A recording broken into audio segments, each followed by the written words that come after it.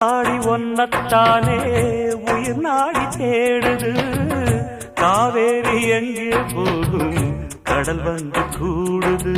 அந்தி பொழுதில் தென்னங்கிளையில் தென்றல் கூத்தாட மையை எழுதி மஞ்சள் குருவி கையை கோத்தாட.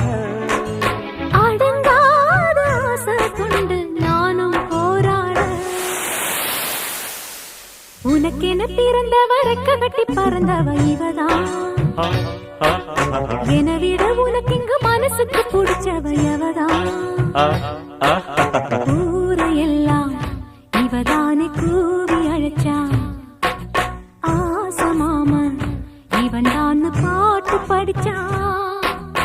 எம்மாடியோ எனக்கென பிறந்தவ ரெக்க கட்டி பறந்தவ இவதான்.